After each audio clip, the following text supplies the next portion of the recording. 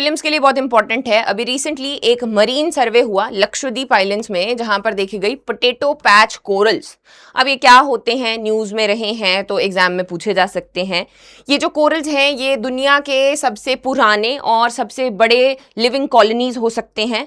अब यहाँ पर रेडियो डेटिंग अभी की जाएगी, लेकिन अभी तक जो रिसर्चर्स हैं उनके अनुसार जो है ये वर्ल्ड्स लार्जेस्ट लिविंग कॉलोनीज हैं इन कोरल्स की।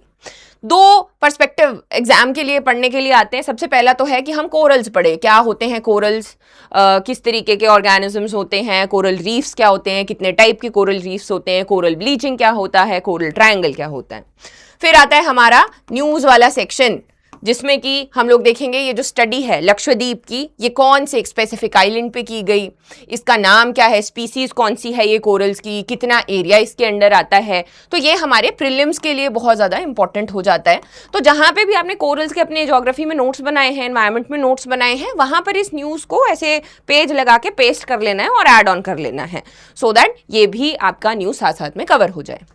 और कोरल्स पे क्वेश्चन आने के चांसेस भी ज़्यादा बनते हैं, तो लास्ट में मैंने इसके ऊपर कुछ क्वेश्चंस डिज़ाइन किए हैं, वो भी दिखाऊंगी फॉर दी प्रैक्टिस, उसको भी सेव करके रखिएगा। तो सबसे पहले 2022 में क्वेश्चन पूछा गया कि ये बायो रॉक टेक्नोलॉजी है, बोले ये किस चीज़ के लिए इस्तेमाल होती है। तो इसका सही आंसर जो है वो था restoration of damaged coral reefs, जो भी डैमेज कोरल रीफ है उनको रिस्टोर करने के लिए। 2018 में भी कोरल्स पे क्वेश्चन पूछा गया था कि जो वर्ल्ड की मैक्सिमम कोरल रीफ्स हैं वो ट्रॉपिकल वाटर्स में है, ये सही था।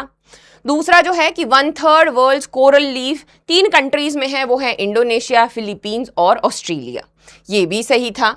तो ये भी देख लेना है कि आपके नोट्स में है कि नहीं। And the third one is coral reefs जो हैं इनको हम लोग सी का रेन फॉरेस्ट भी कहते हैं, लेकिन एक्चुअल ट्रॉपिकल रेन फॉरेस्ट से ज़्यादा एनिमल फाइला जो है यहाँ पर हमें देखने को मिलता है। सो ये तीनों ही स्टेटमेंट क्या थे, करेक्ट थे। सो अगेन इसकी जो पीडीएफ है वो आपको हमारे टेलीग्राम चैनल के ऊपर मिल जाएगी, इसको आप यहाँ पे स्कैन कर सकते हैं और वहाँ पे और भी जो स्टडी मटेरियल डालते हैं उनको हम लोग देखते रहते हैं, वहीं से नोट्स बना के अपने जो भी आपके ऑलरेडी बने हुए एनवायरनमेंट के नोट्स हैं उसमें ऐड करना है। Will start with the prelim facts. Prelim fact है जी कि ये पोटैटो पैच है। पोटैटो पैच हम इसको इसलिए बोल रहे हैं क्योंकि जब इसको ऊपर से देखते हैं ना, ये 1 एकड़ का एरिया है, तो इसकी फ्रेगमेंटेशन ऐसे आलू के जैसे दिखती है। तो नीचे ये बहुत सारा ऐसा इसमें बना हुआ है। इसमें जो स्पीसी है उसका नाम है पवोना क्लाउस और क्लावुस, पवोना क्लावुस। ये 700 से 1800 साल पुराने हैं। ये 1 एकड़ के एरिया में है, which is around 4250 square metre की। 1-1.5 घंटा रिसर्चर्स को लगा उस पूरे एरिया को देखने के लिए, घूमने के लिए। और इसमें एक और चीज़ जो है कि लक्षद्वीप के एक स्पेसिफिक आइलैंड के ऊपर ये स्टडी की गई जिसका नाम है कदमत। यहाँ पे बहुत सी पार्टीज ये साथ में आई। लक्षद्वीप का मरीन कंजर्वेशन ऑर्गेनाइजेशन है, research and environmental education foundation है, फिर लक्षद्वीप का ट्रस्ट डिपार्टमेंट एनवायरमेंट, वो सारे इकट्ठे आए और उन्होंने ये सर्वे किया कदमत आइलैंड्स में। अब ये रहा इधर को केरला, इधर से करीब करीब वही आपके 250 से लेके 450 किलोमीटर्स तक के दायरे में ये इधर लक्षद्वीप आइलैंड्स आते हैं। यहाँ पर अगेन ये 36 कोरल आइलैंड्स हैं। ये इंडिया की सबसे छोटी यूटी है और इसमें से सिर्फ जो 10 आइलैंड्स हैं वो इनहैबिटेड हैं। यहाँ पर more than 78 species, different species of corals हमें मिलती हैं। कुछ और फैक्ट्स क्या है यहाँ पे याद करने को। लक्षद्वीप को मिनिकॉय से अलग करती है 9 डिग्री चैनल। ये है लक्षद्वीप आइलैंड, जिसका सबसे सदर्न जो आइलैंड है इसका नाम है मिनिकॉय। इसको अलग करती है 9 डिग्री चैनल। मालदीव से इसको 8 डिग्री चैनल अलग करती है। इधर अगर हम अंडमान एंड निकोबार देखें तो ये आपकी 11 डिग्री चैनल है। अगेन कुछ इंपॉर्टेंट से ऐसे बेसिक से पॉइंट्स। और क्या है, और ये हमने देख लिया 10 इनहैबिटेड हैं। सबसे छोटी यूटी है, 32 स्क्वायर किलोमीटर का एरिया आता है। ये इकलौता ऐसा कोरल रीफ है जिसको हम अटोल कहते हैं, अटोल चेन ऑफ ये चेन।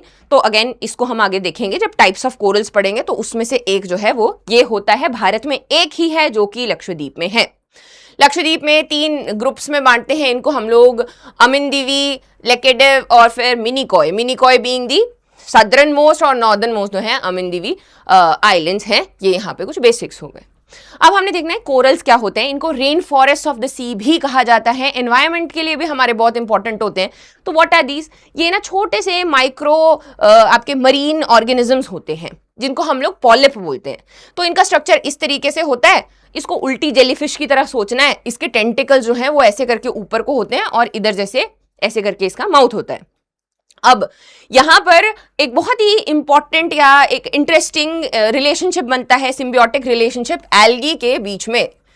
जो सिंगल सेल एल्गी है वो यहां से जाती है और सीधे यहां पे अटैच कर जाती है, फूड बनाती है फोटोसिंथेसिस के थ्रू और इसको यहां पर देती है। बदले में जो ये पॉलिप कोरल है ये उसको प्रोटेक्शन देता है।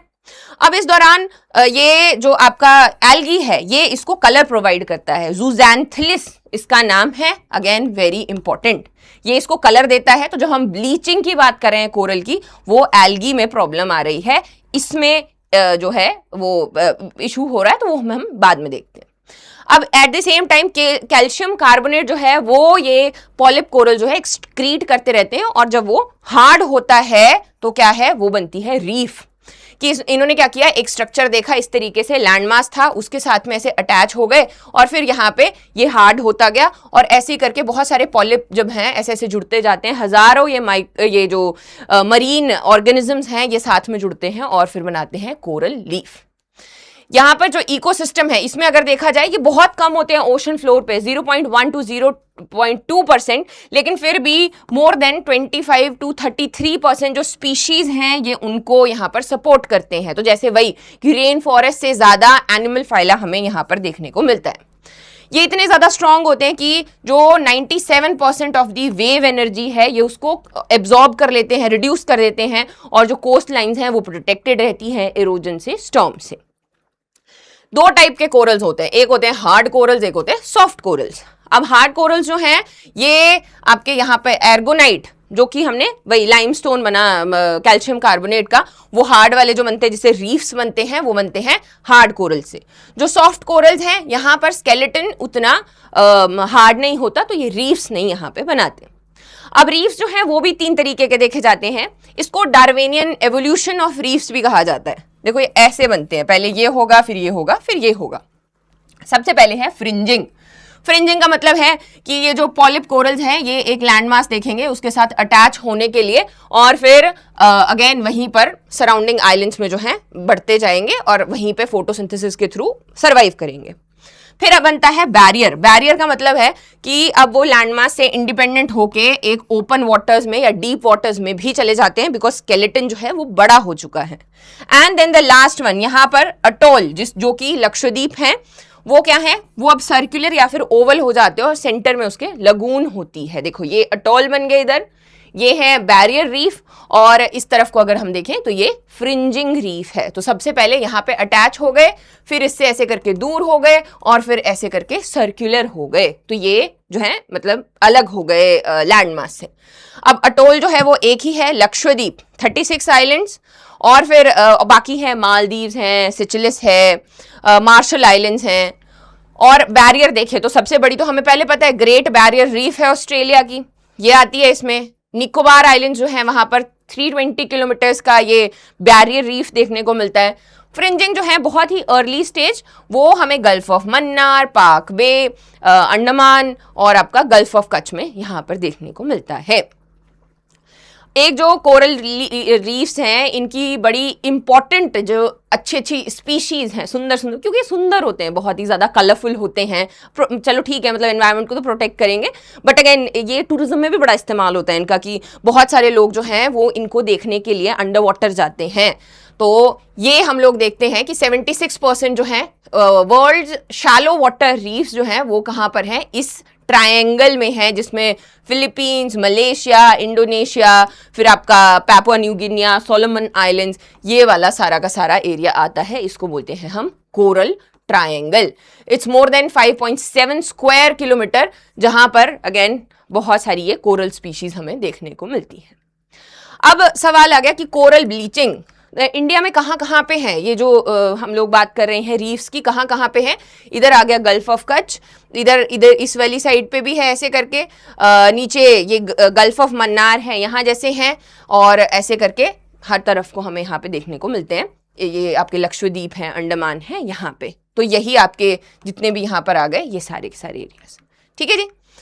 चलो कोरल ब्लीचिंग क्या होता है? अभी कोरल जो है उसको कलर दे रहा है, as I told you, algae. अब एल्गी जो है जब टेम्परेचर्स राइज करते हैं तो एल्गी जो फोटोसिंथेसिस कर रहा था, फूड बना रहा था, वहां पर वो प्रॉब्लमेटिक होता है।